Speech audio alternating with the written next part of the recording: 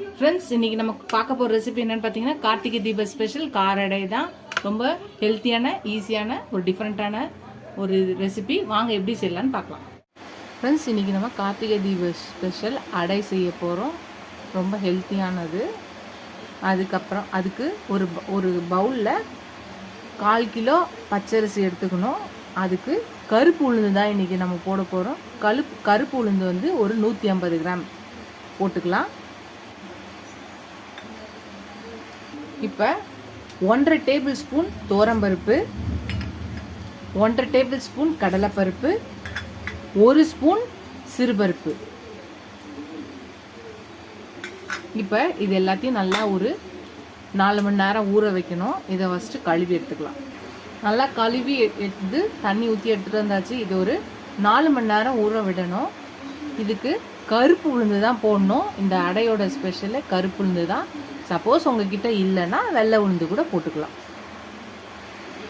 இது ஒரு 4 மணி நேரம் ஊறட்டும். ஃப்ரெண்ட்ஸ், நம்ம கார்த்திகை தீப ஸ்பெஷல் கார அடைக்கு ஊற வச்சுருந்தோம் இல்லையா, அது நல்லா ஊறிடுச்சு. ஒரு 4 மணி நேரமாவது ஊற வைக்கணும். இப்போ இதை மிக்சி ஜாரில் போடுறதுக்கு எடுத்துக்கலாம். ஃபஸ்ட்டு நான் தேங்காவை ஒரு 1/4 கப் போடுறேன். துருவன தேங்காய் வந்தால் கடைசியில் போட்டுக்கலாம். இதை நான் கொஞ்சம் பத்தையாக இருக்கனால இப்போயே போட்டுடுறேன். இப்போ இந்த அரிசி எல்லாத்தையும் இதில் போட்டுக்கலாம்.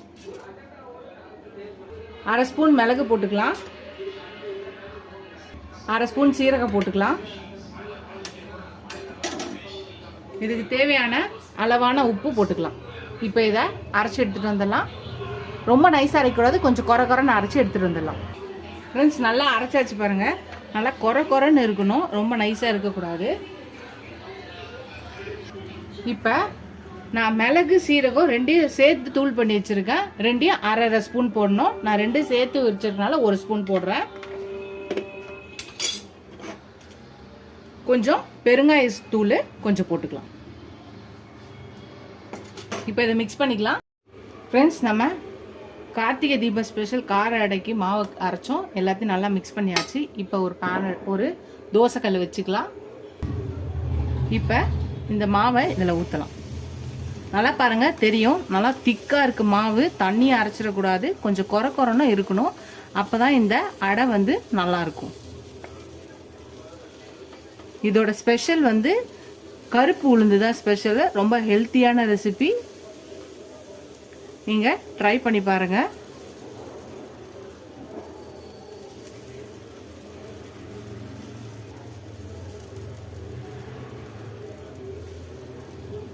இதுக்கு மேலே இப்போ நம்ம நெய் ஊற்ற போகிறோம். இதில் நெய் ஊற்றினாதான் இந்த அடையே சூப்பராக இருக்கும். இது வெந்தோடனே திருப்பி போட்டுடலாம். வெந்துச்சு, இதை இப்போ திருப்பி போட்டுடலாம்.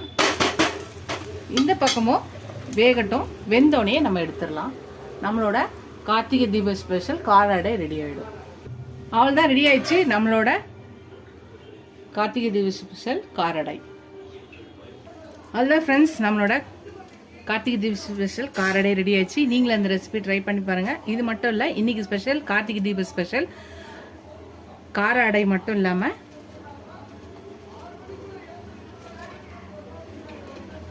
கந்தர்வ அப்பமும் இன்னைக்கு எங்கள் வீட்டில் ஸ்பெஷலு. இன்னைக்கு நீங்களும் இந்த ரெசிபியை ட்ரை பண்ணி பாருங்கள். ட்ரை பண்ணி பார்த்து எப்படி இருக்குன்னு சொல்லுங்கள். ஃபஸ்ட் டைம் என் சேனல் பக்கம் சப்ஸ்கிரைப் பண்ணிட்டு பாருங்கள். இதுவரை சப்ஸ்கிரைப் பண்ணல ஃப்ரெண்ட்ஸ்க்கு தேங்க்ஸ். இதோட அடுத்த ரெசிபியில் பார்க்கலாம். டாடா பாபா ஃப்ரெண்ட்ஸ்.